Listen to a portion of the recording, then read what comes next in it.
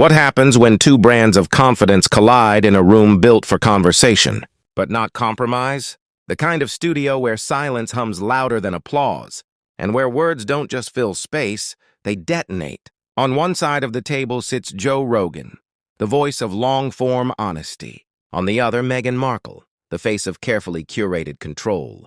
Together, they're about to prove that sometimes the hardest battles don't happen on red carpets or in tabloids. They happen across a microphone.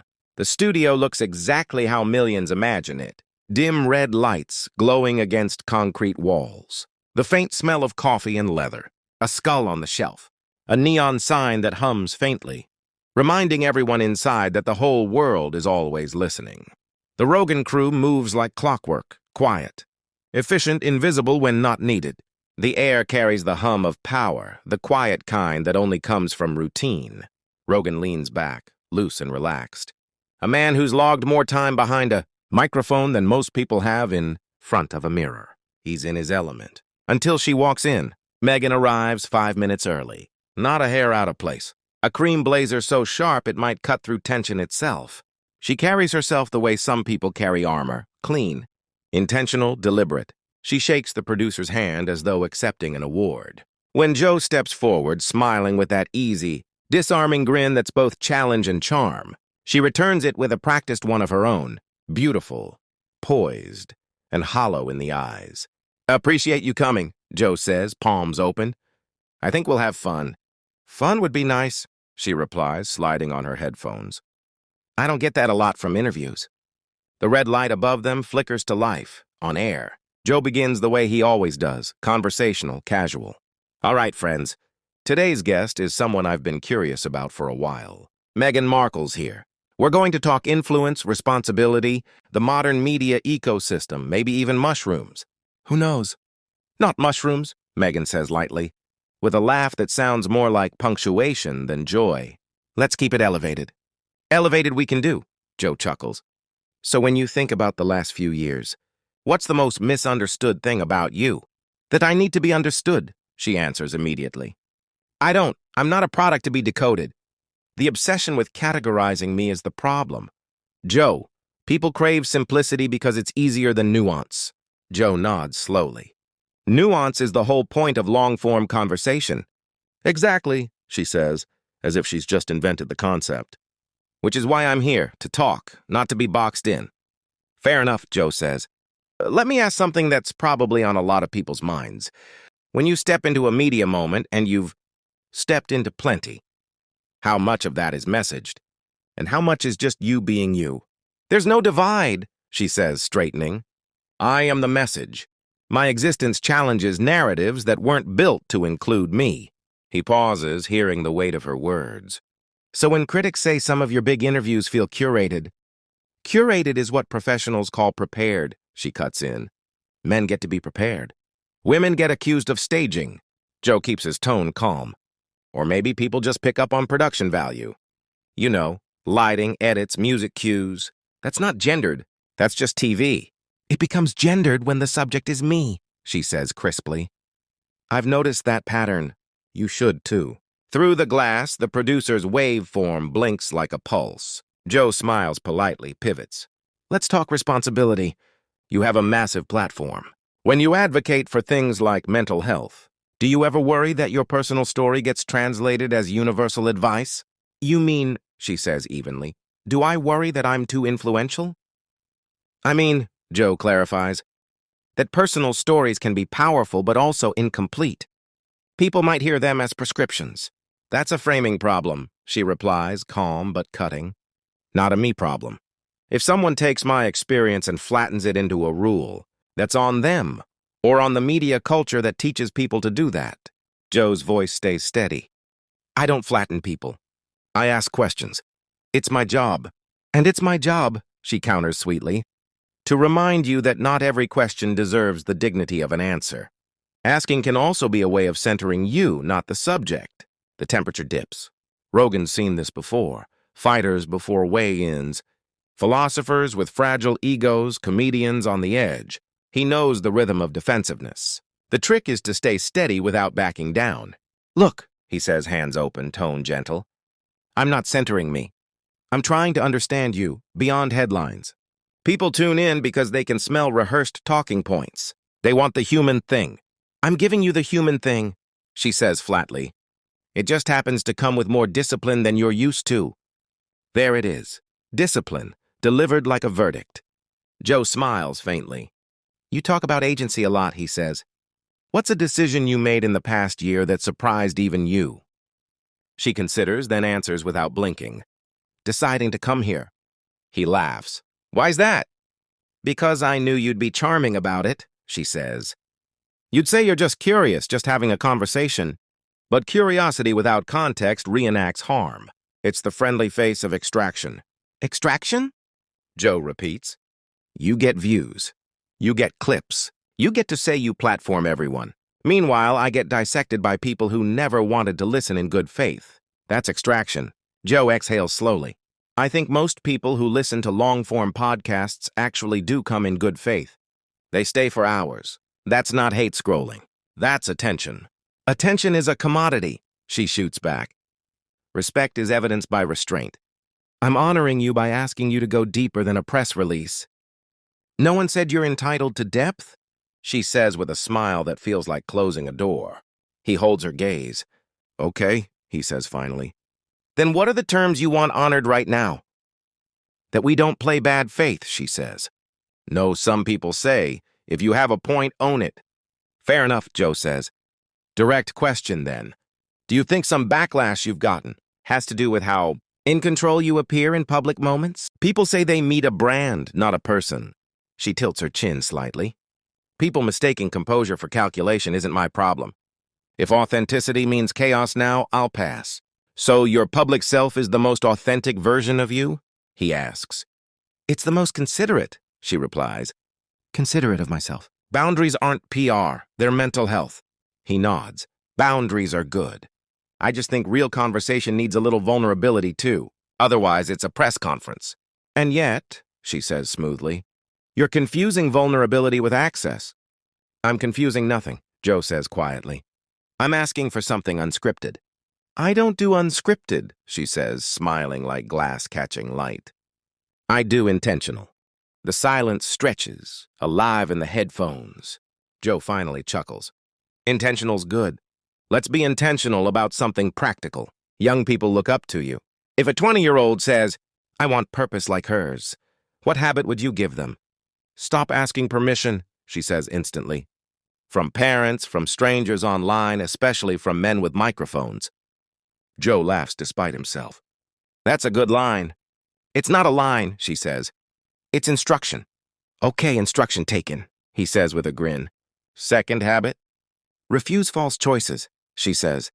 I'm tired of being told I must be either grateful or critical, soft or strong, private or public. I can be both. I am both. That's human, Joe agrees.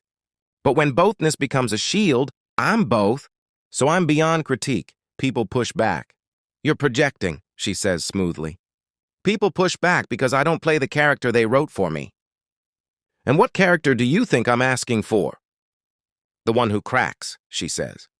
The one who gives you a viral moment. The one who feels small next to your brand of big-hearted masculinity. Joe's expression softens. I don't want you small. I want you real. Real isn't your audience's property, she says. Real is mine to define. He nods slightly, gaze steady. Then define it. I just did, she says. The red light hums overhead. Outside the glass, the producer exhales. Inside, it's a chess match disguised as a podcast. Rogan adjusts his mic. All right, he says finally. Let's keep going. The second hour opens like an uneasy truce. Coffee cups shift. Meghan scrolls her phone during the break. Her posture unreadable, her control absolute. When Joe comes back on air, his voice softens into that familiar rhythm his listeners love. Half philosopher, half barbershop banter. So, Meghan, he says, we've talked about perception and influence. Let's pivot a little. You've spoken about mental resilience and self-care. What does that actually look like for you? She gives a small, polished laugh. Joe, it's not a checklist. It's a mindset. You don't wake up and say, time to be resilient. You are resilient. Sure, Joe says, nodding. But I think a lot of people listening would love something concrete. How do you handle stress? Meditation, journaling, cold plunges? That's the difference between you and me, she says suddenly, tone sharp. You want a soundbite? I'm living the experience. I don't need to brand my healing. I'm not asking for branding, Joe says gently. I'm asking for something relatable. Relatability, she repeats, amused. Everyone wants to relate to someone they secretly resent. The static between them tightens again. Joe breathes slowly. I think people are curious, not resentful. They just want to understand how you keep going under that much pressure. I don't crumble when people underestimate me, she says, smoothing her blazer. That's the difference. Fair, Joe replies. But sometimes sharing what grounds you can inspire others. They should inspire themselves, she says coolly. He smiles faintly. You don't think you've ever inspired anyone? Maybe, she shrugs. But I'm not a motivational speaker. I'm not here to babysit the public's emotions. Joe's brow lifts. That's a bit cold, isn't it? Honest, she corrects. There's a difference. He chuckles. Honesty's great, but empathy still matters. Empathy, yes, she says, but not emotional labor, especially not for people who built careers dissecting me. You think this is dissection? Joe asks, leaning forward. I think it's veiled intrusion, she says. Every question assumes there's a version of me you're entitled to access. That's not empathy. That's entitlement. He sits back, the silence thick as velvet. Meghan, he says finally. I've had scientists, fighters, comedians, people who've lost everything. They came because they wanted to share something real. I'm not entitled to that. I just meet people where they are. Exactly, she says. And you can't meet me where I am. You've never been there. Joe nods slowly, like absorbing a hit. You're right. I've never been royal, never been under that spotlight. But I've been misunderstood. You chose that spotlight, she says softly. I was born into it. He tilts his head. Yeah, but you left it. That was a choice. It was survival, she snaps. You don't choose to leave toxicity. You escape it. He nods. Fair. So now that you've escaped, do you ever feel like you've built a different kind of spotlight? One you control, but one that still burns? She smirks faintly. You love your metaphors. They help people think, he says with a grin. They help you dodge accountability, she replies. That's the first flicker of genuine heat.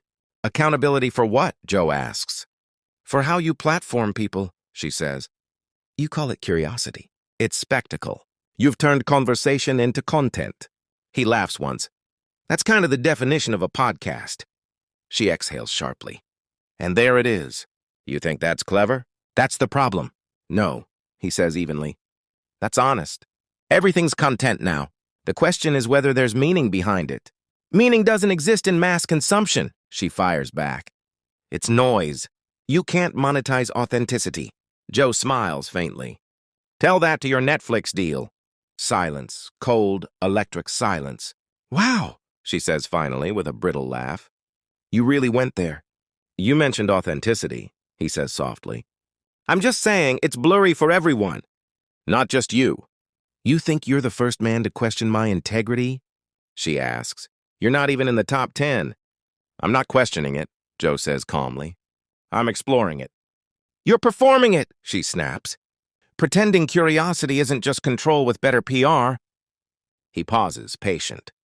You think I'm trying to control you? I think you're trying to humanize me on your terms, she says, which is worse. The silence stretches again. It's not awkward, it's structural. Neither of them wants to move first. Then why come here? Joe finally asks. To remind your audience, she says, that I'm not theirs or yours. He looks into the camera lens, jaw tight. Then maybe this isn't the right place for you. Her eyes glint.